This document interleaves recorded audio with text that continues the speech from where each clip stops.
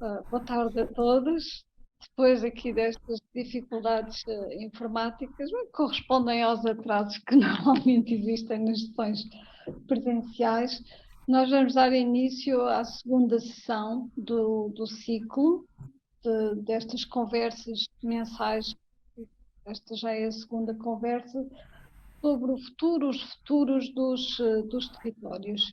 E hoje vamos discutir um tema particularmente importante e relevante, com a ajuda da professora Teresa Rodrigues, que é a questão da crise, ou há quem já lhe chama de transição demográfica, que é obviamente um problema muito importante,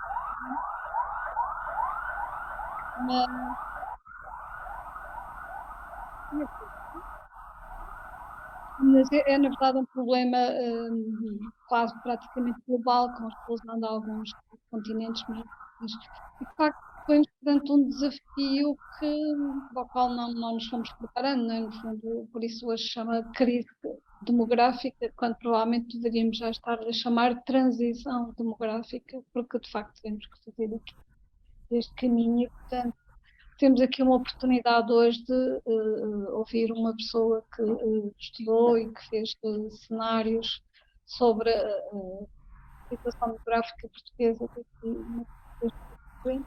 e acho que é uma oportunidade também de ligar já à conversa, à primeira conversa deste ciclo com o Félix Ribeiro, que no fundo estabeleceu já cenários, e depois no final até podemos fazer o debate, né, sobre também como é que esta crise de transição demográfica pode ou não viabilizar, comprometer os cenários eventualmente mais desejáveis daqueles que foram obtidos no resultado, no exercício de foresight conduzido pelos especialistas da Carlos. Boa tarde a todas e a todos. Só para duas notas, uma para agradecer à professora Teresa Rodrigues, que é professora do Departamento de Estudos Políticos da Faculdade de Ciências Sociais e Humanas da Universidade Nova de Lisboa, a sua disponibilidade. Como dizia a colega Lívia Madureira, a professora Teresa Rodrigues tem colaborado em vários estudos e vários trabalhos ligados às questões das migrações, do envelhecimento, da saúde. Tem feito também alguns exercícios de análise perspectiva e colaborou com o Fórum Futuro da Fundação Carlos Gulbenkian no Portugal, no Foresight Portugal 2030, e tem feito apresentações sobre e falado muito sobre esta questão da demografia, e o desafio que lhe fizemos foi exatamente perceber um pouco onde é que nos vai levar esta crise demográfica em 2050 e qual vai ser o impacto das dificuldades, dos problemas do envelhecimento, das taxas de natalidade em quebra, do despovoamento nos territórios nacionais. E é sobre esta matéria que vamos hoje falar. Eu relembro que aqueles que nos estão a seguir via Zoom podem formular questões a partir do chat, e nós teremos no final um momento, um tempo para podermos colocar questões e aprofundar aqueles aspectos que considerem mais importantes. Professora Teresa Rodrigues, mais uma vez, muito obrigado pela sua disponibilidade e o palco é seu. Muito obrigada a todos, boa tarde a todos os que nos acompanham neste espaço de reflexão, e obviamente as minhas primeiras palavras, antes de mais, são de agradecimento nas pessoas do professor Luís Ramos e da professora Lívia Madureira pelo convite e pela oportunidade de participar nas comemorações dos 20 anos do Centro de Estudos Transdisciplinares para o Desenvolvimento, e aquilo que eu gostaria de vos apresentar, e espero não fazer propriamente, não incorrer aqui em nenhum problema logístico, tal como aconteceu há pouco, é precisamente dar-vos nos próximos 30, 40 minutos algumas das principais linhas que estruturam as dinâmicas da população portuguesa numa perspectiva de curta e média duração, sempre que possível atendendo à diversidade regional que continua a caracterizar o nosso país em diferentes aspectos. E aquilo que eu começaria que gostaria de vos dizer, se por acaso este meu computador funcionasse, era que eu gostaria de começar por lembrar a importância. Não sei se estão a ver a minha apresentação. Sim, O primeiro slide, sim. O slide da capa, sim. Pois, mas eu não quero o slide da capa, ou seja, eu gostaria... O primeiro slide. O primeiro slide, sim. Temos. O primeiro slide. Sim, mas eu gostaria de ter passado já para o segundo slide, portanto, pronto, muito bem. Já percebi onde é que estava a setinha, portanto, isto agora espero que decorra sem grandes problemas. Eu começaria por lembrar a importância do conhecimento e das características das dinâmicas demográficas e o facto de como conhecer uma população garante, de alguma forma, um entendimento fundamentado do contexto e facilita a compreensão do presente, mas também nos dá informações objetivas sobre futuros possíveis. Na verdade, a demografia permite medir, prever, estimar onde e que tipo de perfis demográficos teremos hoje e no futuro próximo e quais os desafios e os riscos associados com os mesmos. Apesar da volatilidade, transformação e alguma imprevisibilidade que define as sociedades de hoje, conhecer as populações e as suas dinâmicas garante alguma segurança, designadamente no apoio à tomada de decisão, potenciada pelo fator de inércia que caracteriza os comportamentos coletivos, sobretudo quando falamos de tendências de natalidade e de mortalidade, uma espécie de destino de que falava Auguste Comte. Começo por lembrar que não estamos sozinhos, vivemos num mundo e numa Europa em mudança. Vivemos com algumas certezas sobre a realidade mundial e as particularidades do continente europeu em que nos inserimos. Um continente pautado pela globalização do envelhecimento, embora com diferentes cronologias e contrastes entre continentes e dentro de cada continente. Um mundo onde nós assistimos de uma forma cada vez mais significativa à contração da população em idade ativa e à subida da respectiva idade média, embora ainda partindo de patamares muito distintos uns dos outros. Um mundo pautado pela mundialização das migrações mais variadas em perfis etários, em género, em destinos, mais rápidas, obviamente, com causas e motivações múltiplas. Vivemos numa Europa que atualmente tem 750, um pouco mais de 750 milhões de residentes, que vive a quinta fase de transição demográfica, pautada por quê, ou caracterizada por quê? Por uma uniformização dos comportamentos perante a vida e a morte, enquadrados em ciclos de vida longos e estáveis, onde existe uma crescente dependência face aos movimentos migratórios e aos saldos migratórios, embora obviamente cada país tenha diferentes capacidades de atração e também seja caracterizado por diferentes histórias regionais e migratórias. Numa primeira abordagem, parece que sabemos tudo. Sabemos com elevado grau de certeza quantos e como somos e seremos.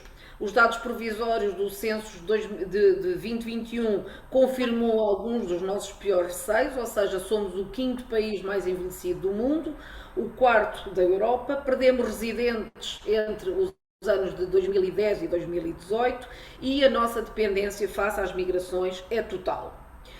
Conhecemos as tendências longas de evolução demográfica, as características da nossa nova velha população residente, menos em número, populações ou indivíduos mais informados, com maior nível educativo e de formação, com melhor estado de saúde, mais plurais em origem, com novos hábitos e maior capacidade de consumo, e também menos adultos em idade ativa e adultos mais velhos.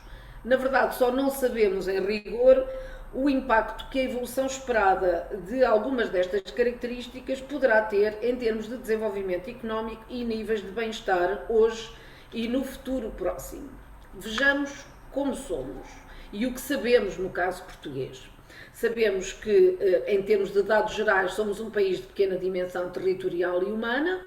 Sabemos que a nossa pequenez demográfica contrasta de alguma forma com uma grandeza que nos é dada pela dimensão planetária da diáspora portuguesa e pelas comunidades dispersas no mundo. E sabemos também que, em termos históricos, a imigração reduziu, pelo menos desde a época dos descobrimentos, o ritmo de crescimento populacional. Temos algumas fragilidades e temos também algumas potencialidades relativamente às nossas características. Portugal não tem numa perspectiva de muito longa duração, cumpre salientar que Portugal não tem conseguido garantir uma convergência de indicadores de bem-estar. As taxas de crescimento migratório, o índice de envelhecimento e as assimetrias de crescimento populacional por regiões refletem essa incapacidade. Porquê?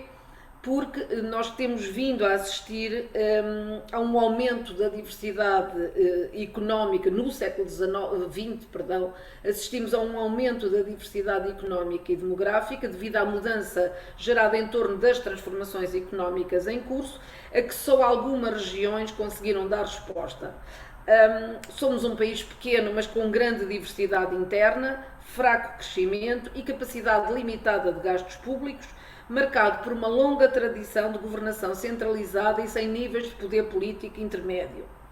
Continua a ser pouca e pouco consistente a implementação de políticas regionalmente diferenciadas ou direcionadas que, eventualmente, mesmo por outros organismos internacionais, estou-me a lembrar, por exemplo, da OCDE, que já em 2008 dizia que um dos principais problemas era essa incapacidade e a falta de políticas regionalmente diferenciadas que seriam o melhor instrumento para garantir a criação de dinâmicas endógenas de inovação e de desenvolvimento sustentáveis.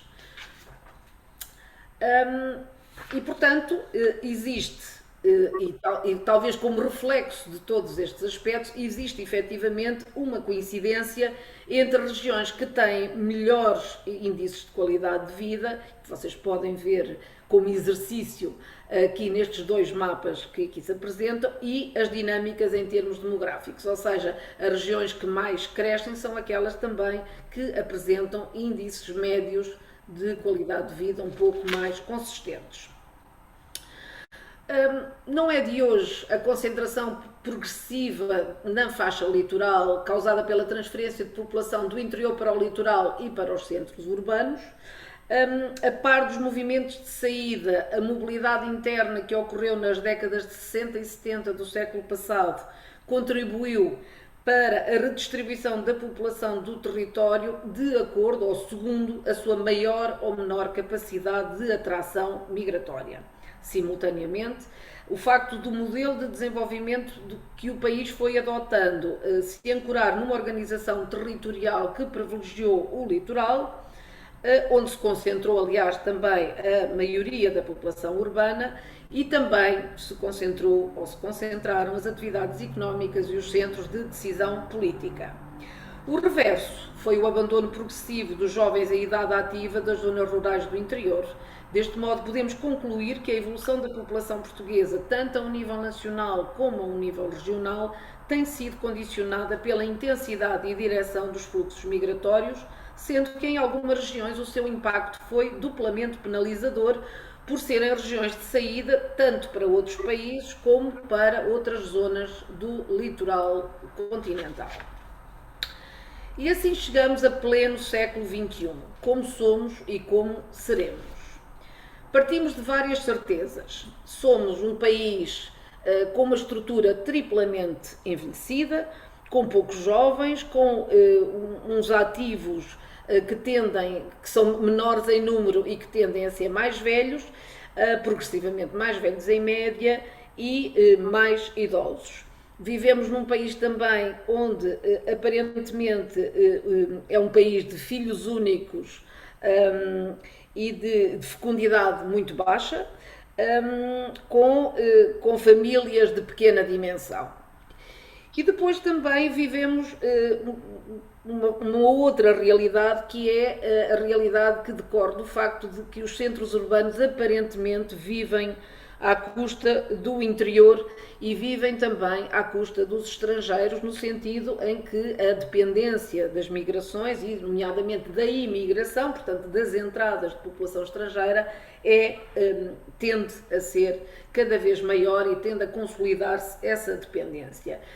As dúvidas que temos é como é que, e certamente terão falado nisso também com o professor Félix Ribeiro, como é que nós, o que é que vamos ser no futuro relativamente a será possível ou necessário aumentar a natalidade, Será que nós iremos ter um conflito ou uma tensão social intergeracional causada pela relação entre a população ativa e inativa e o facto de termos uma população ativa cada vez mais envelhecida e em menor número e o facto também das entradas nessa população ativa serem inferiores aos valores da população que se torna inativa por chegar à idade da reforma e que por isso pensa poder então usufruir de algumas das regalias que decorreram do facto de ter contribuído ou de ter dado durante a sua vida ativa os seus contributos para os sistemas de vários tipos, de segurança social, previdência, etc, etc. Até que ponto é que o aumento da esperança média de vida da população não nos induz aqui, ou não se traduz aqui também em algumas incertezas com que teremos que lidar, com que temos uma elevada perspectiva de vir a lidar e que, relativamente às quais, como eu dizia há pouco, não sabemos exatamente o que poderá acontecer. Como é que somos? De acordo com a última contagem de população, somos 10,3 milhões. Somos dependentes desde o início do século XXI, que cerca de mais de 94% de todo o crescimento da população portuguesa é devido aos saldos migratórios positivos e é por isso que quando os saldos migratórios se tornam negativos a partir ou devido à crise económica de início do século XXI, nós passámos então a ter saldos também negativos que depois acabaram por se inverter em 2019. Temos uma população com uma idade média de 45,8 anos, é 3 anos mais velha em média do que a população da União Europeia. O envelhecimento, o triplo envelhecimento, tornou-se muito evidente e, enfim, de alguma forma superou as expectativas de forma negativa, digamos, quando nós olhamos para as percentagens de população jovem, idosa e em idade ativa e conforme já foi referido, somos o 5º país mais envelhecido do mundo, o 4º da Europa, existem 182 idosos por cada jovem e por cada 100 jovens, perdão, e existem, não chegam a existir 3 ativos por cada idoso e portanto esta é a situação atual. O problema é que, ou decorre do facto de que morremos menos e morremos mais tarde e temos maior esperança média de vida, aliás uma das grandes esperanças médias de vida do mundo, mas nascemos ainda menos. E portanto, desde 2009 que o número total de óbitos supera o número de nascimentos, com todo um conjunto de mortes em excesso, digamos assim, que de alguma forma podemos dizer que foram mortes adiantadas que resultaram nos últimos 2 anos da pandemia de Covid. Vivemos cada vez menos ao longo do ciclo de vida e cada vez mais tarde. As mulheres têm uma esperança média de vida à nascença de mais de 83 anos, os homens de 78 anos, e existe um número crescente de população muito idosa, ou seja, 6,5% da população tem 80 ou mais anos. Temos bons indicadores em termos de mortalidade e de morbilidade, mesmo em termos comparativos europeus são bons resultados, e a probabilidade de envelhecer saudável também aumentou, o que significa, em termos práticos, que aos 65 anos um homem pode esperar viver mais 17 anos e uma mulher mais 20, 21, embora parte desses anos, cerca de metade desses anos, seja vivida com algum tipo de doença ou incapacidade.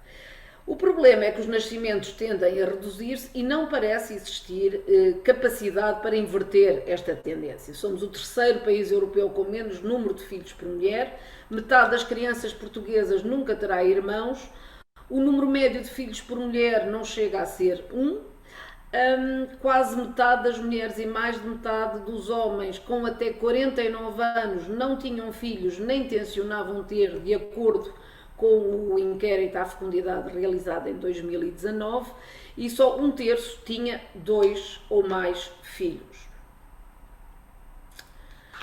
Somos também um país de migrantes, o que quer que isto tenha de bom e de mau. A imigração continua a ser uma realidade muito presente em Portugal, mais de 1/5 dos portugueses vive fora de Portugal, cerca de 2/3 no continente europeu e os restantes fora da Europa, quer nos Estados Unidos, quer e América em geral, quer nos países da CPLP, sobretudo em Angola, Moçambique e Brasil.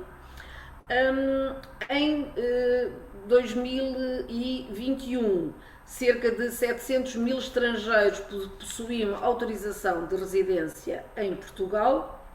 Esses estrangeiros contribuem para mitigar os efeitos do envelhecimento demográfico, seja porque são, em média, 8 anos mais jovens que a população autóctone, nascida em Portugal e portuguesa, seja porque têm, em média, mais um filho. No entanto, e apesar de todo o as nossas competências e o facto de sermos considerados como um país que acolhe os imigrantes e que tem bons desempenhos relativamente à sua relação com a população que nos chega de outros países, continuamos a ser pouco atrativos em termos migratórios, e esse facto tem muito a ver com o tipo de imigração, de imigrantes que nos procuram, que são tendencialmente imigrantes que têm motivações de caráter económico e que não encontram ou não encontrarão em Portugal as condições mais desejadas, o que faz com que, em alguns casos, optem por outros destinos, digamos assim, por outras fixações. Como poderá ser o futuro? Ou em que medida e de que forma as questões relacionadas com as dinâmicas populacionais atuais e futuras podem vir a representar algum elemento potencial de fragilidade ou, pelo contrário, uma fonte de oportunidade? E aquilo que se propõe de seguida é, de alguma forma, revisitar o futuro e ver que Portugal teremos em 2050. Estão aqui alguns dados que poderão ser interessantes apresentar.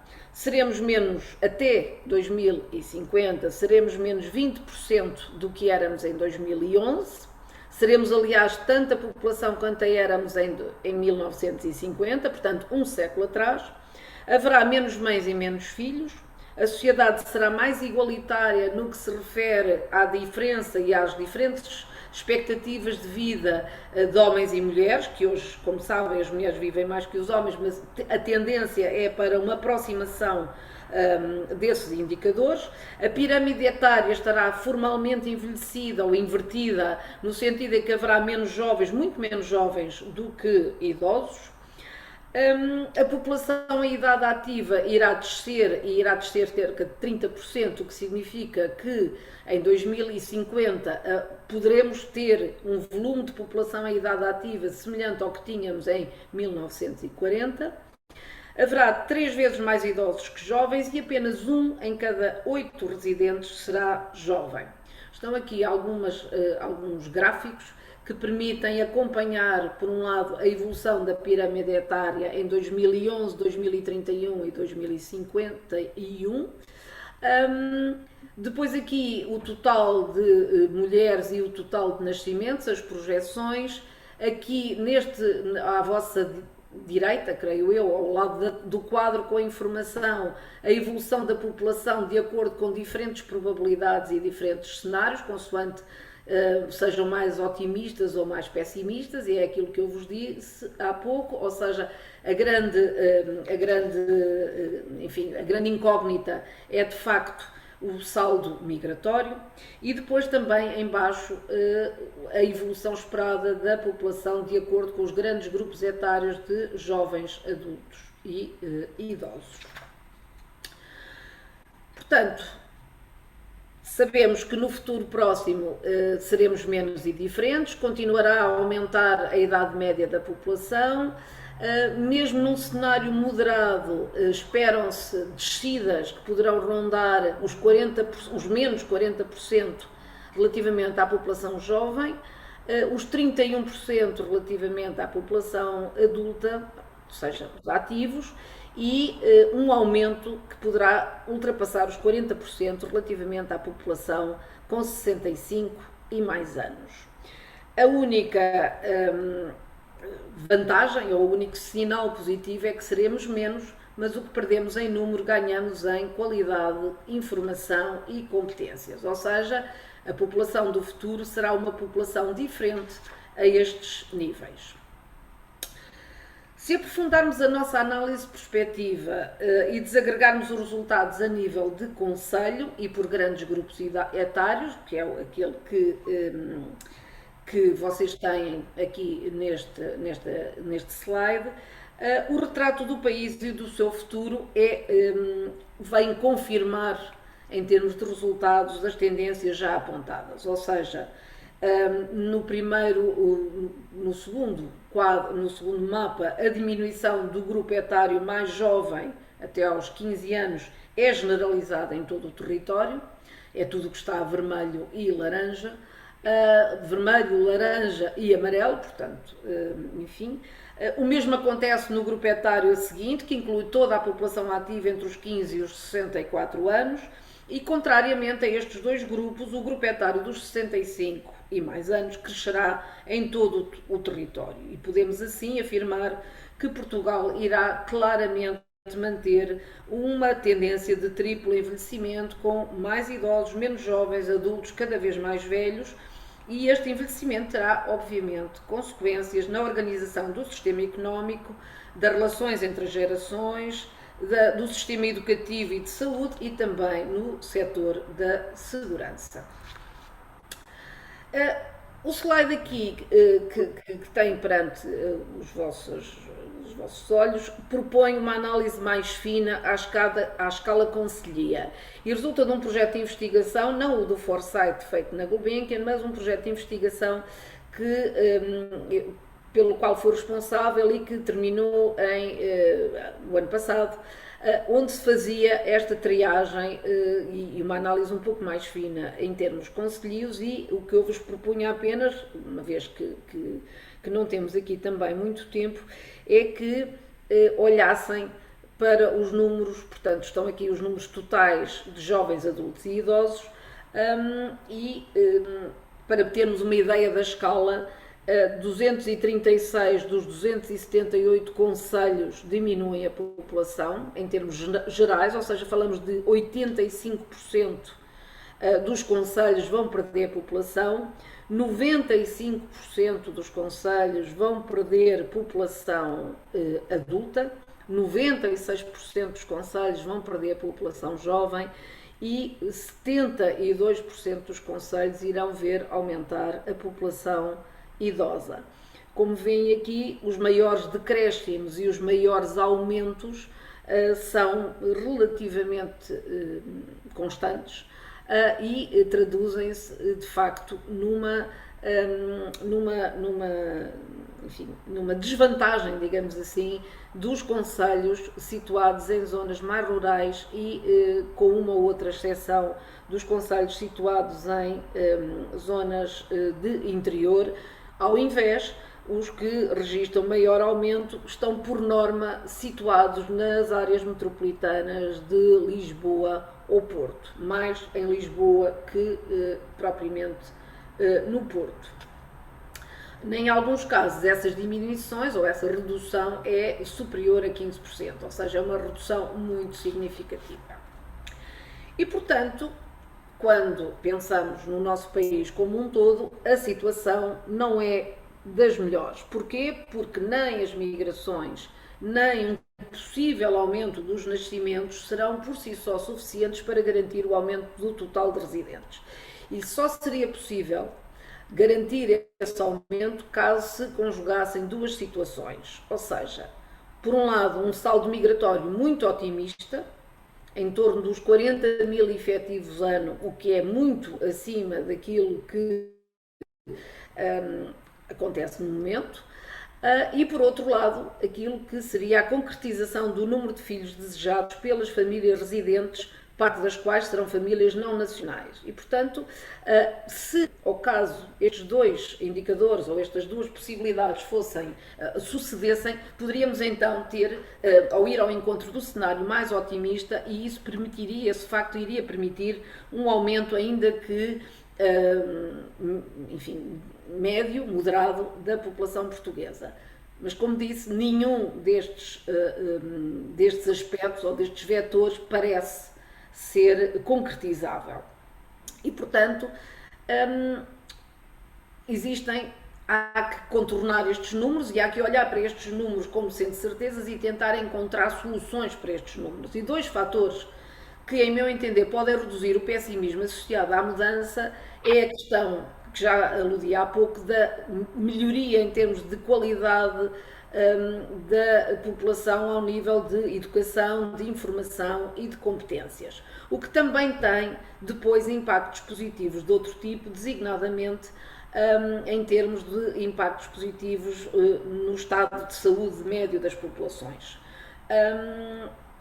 O aumento da esperança de vida e dos riscos de maior incidência de determinadas doenças crónicas e incapacitantes, que de alguma forma parecem vir agregadas, digamos assim, ao aumento da esperança média de vida da população, pode de alguma forma ser contrabalançado pelo aumento do nível educacional da população, o que lhe permitirá garantir ou manter comportamentos mais saudáveis, mais sustentáveis, estilos de vida melhores e também lhe permitirá ter uma maior capacidade de consumo e, portanto, ter aqui alguns cuidados adicionais e algumas vantagens adicionais do ponto de vista da sua dieta alimentar, do seu estilo de vida, da sua capacidade de aceder a determinado tratamento, a tratamentos em termos de saúde, etc. e, portanto, ser um aspecto positivo. Como fazer para encontrar formas de garantir que a expectável redução populacional e o fenómeno de envelhecimento etário em curso não irão comprometer os níveis de bem-estar social coletivo já alcançado ou gerar obstáculos à sua melhoria? De facto, o desafio que enfrentamos pressupõe a capacidade para encarar a mudança em curso e criar condições para permitir a cada indivíduo ajustar e adequar os seus comportamentos a um ciclo de vida mais longo, com novas etapas biológicas, sociais e produtivas, individuais e familiares. Na verdade, é possível mudar o que parece inevitável e assumir que, ao contrário do que dizia Comte, demography is not only destiny. Mas não se mudam sociedades sem mudar os seus cidadãos e, de facto, atualmente o discurso que predomina na sociedade portuguesa continua a ser o de delegar a tomada de decisão nos responsáveis políticos, sendo certo que a responsabilidade da adaptação e mitigação não deverá apenas competir aos decisores políticos, mas deve ser estendida ou alargada a diferentes atores, seja os empregadores, os stakeholders, líderes de opinião e religiosos e também aos cidadãos. Mas, porém, nenhuma mudança será possível sem que exista uma coincidência entre enquadramento legislativo e escolhas individuais. Menos população pode representar um futuro mais positivo, na verdade, menos população pode ser mais, ou seja, um futuro melhor. O futuro poderá ser o que quisermos e, portanto, com esta base, o que vos proponho aqui é 4 cenários diferentes em termos da sua estrutura e que coloquei de propósito porque de alguma forma eles nos poderão introduzir aqui para a discussão com base nos cenários do Foresight. Apresenta aqui 4 cenários possíveis, muito mais simples do que aqueles que o professor Félix Ribeiro vos apresentou a semana passada ou o mês passado. 4 cenários possíveis sobre o futuro da relação entre dinâmicas demográficas, desenvolvimento económico, sustentabilidade social e equidade em Portugal no horizonte temporal de 2050.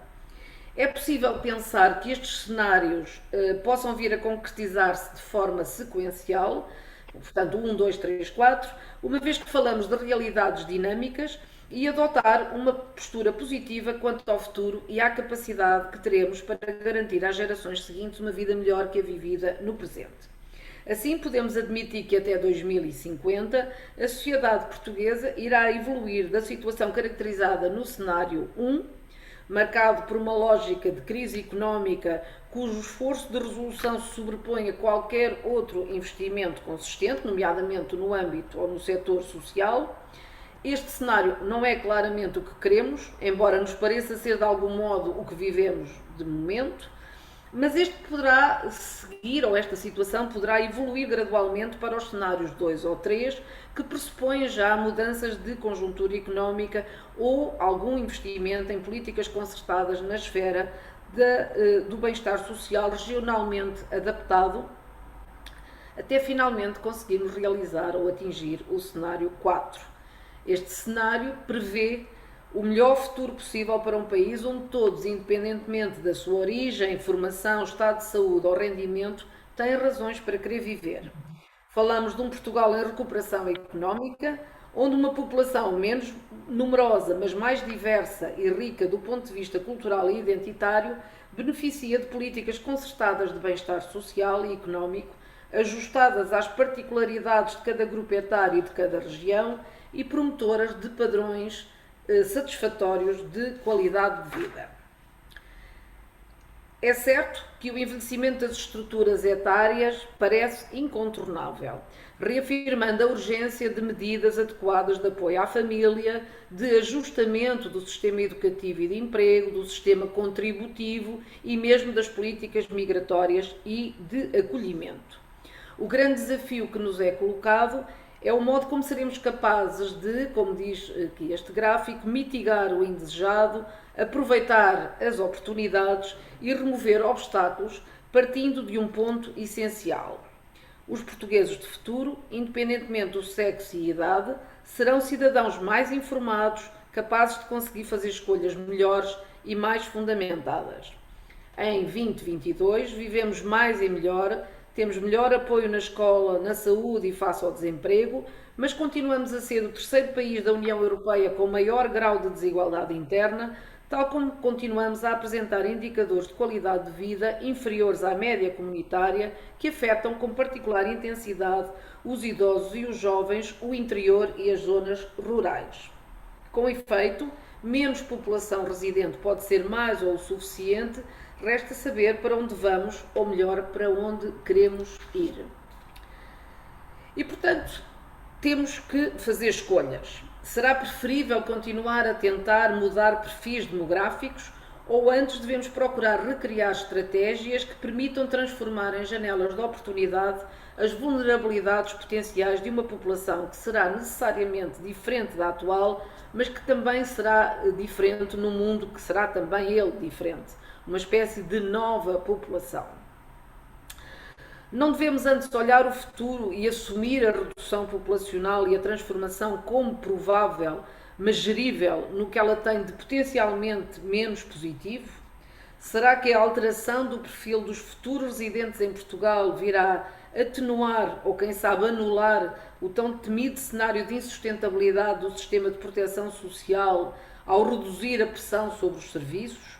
Quais as prioridades e o que podemos e devemos fazer para garantir o melhor equilíbrio possível entre qualidade e satisfação em equipamentos e no acesso a cuidados de saúde, educação, emprego, lazer e cultura, num contexto em que seremos menos e seguramente diferentes? Será a demografia um driver da economia ou, pelo contrário, será a economia um driver da demografia? Que interrelação win-win poderá ser criada entre ambos os vetores? Este um desafio a considerar na ótica das dinâmicas da população e numa atitude prospectiva. Obrigada e fico à vossa disposição agora para, para conversarmos um pouco sobre as ideias ou eventualmente para me contestarem as minhas afirmações. Muito obrigada. Muito obrigada, professora Teresa Ferreira, por esta magnífica apresentação. Acho que é muito interpeladora e muito. Eu poderei pôr uma questão, mas poderemos ver se no nosso chat algum dos participantes, nós temos muitos participantes de videoconferência, por favor coloquem questões no chat e nós traremos essas questões aqui para o debate. Então, para dar aqui arranque a este debate, as questões são obviamente muitas, não é? De facto, nós estamos perante um problema Tenho aqui uma pergunta, já agora se calhar podemos Sim. pôr. É uma pergunta da Dora Ferreira, ela até já foi aqui nossa colaboradora notável, ela é atualmente estudante de doutoramento, e ela tem aqui uma pergunta mais específica. Aqui Pampilhosa da Serra apareceu pelo cartograma apresentado, ela é geógrafa, Dora. Sim. A Pampilhosa da Serra apareceu pelo cartograma apresentado estar em contraciclo com as tendências gerais de perda de população jovem. Quais as políticas públicas que parecem favorecer esse cenário neste contexto territorial? Ela reparou em Pampilhosa da Serra e consigo. Isto é o olhar dos geógrafos.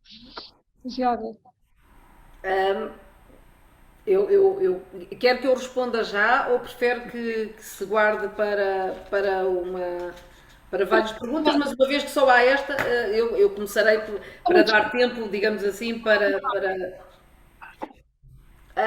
não, eu confesso que não sei, que não conheço a realidade específica da Pampilhosa da Serra. A única coisa que me parece, ou que sei, é que efetivamente tem havido por parte de muitas câmaras municipais e, portanto, um esforço que tem sido, enfim, que tem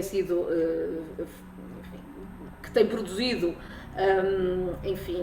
resultados positivos e que tem passado muito por determinado tipo de incentivos que têm vindo a ter a dar alguma dinâmica regional e esse facto tem muito a ver, ou seja, não terá certamente a ver com alterações significativas do ponto de vista da natalidade, mas terá certamente a ver com, eventualmente, com algum incentivo do ponto de vista, sei através de alguns casos de pessoas conhecidas, alguns incentivos dados, por exemplo, à fixação de empresas, de pequenas empresas, nomeadamente, o facto também das populações assumirem, sobretudo os mais jovens, assumirem uma relação diferente com os seus ciclos de vida ativa e terem também opções distintas. O teletrabalho veio dar aqui, e a forma de trabalho o professor Félix deve ter falado do assunto de certeza absoluta, porque ele é muito fã deste aspecto, a questão do teletrabalho e da deslocalização dos trabalhadores para outras áreas onde conseguem ter uma qualidade de vida muito superior àquela que têm nas áreas metropolitanas de Lisboa e Porto e nos concelhos que as constituem, poderá justificar ou poderá estar na base do maior dinamismo que é pensado ou que é estimado e projetado para determinados concelhos que à partida não fazem parte daquele leque de concelhos de que que tradicionalmente são os que crescem mais. Agora, há apenas mais um argumento que pode ser, ou pode ter aqui também alguma mais-valia. Obrigado a todas e a todos, mais uma vez por estarem connosco. Vamos voltar em setembro para falar provavelmente de alterações climáticas e de o que esperar em 2050 relativamente ao impacto que as alterações vão ter nos diferentes territórios e voltaremos a discutir estas questões com um novo convidado ou convidada. Até lá, passem umas boas férias e voltamos a ver-nos em setembro. Muito obrigado. Obrigada, até à próxima.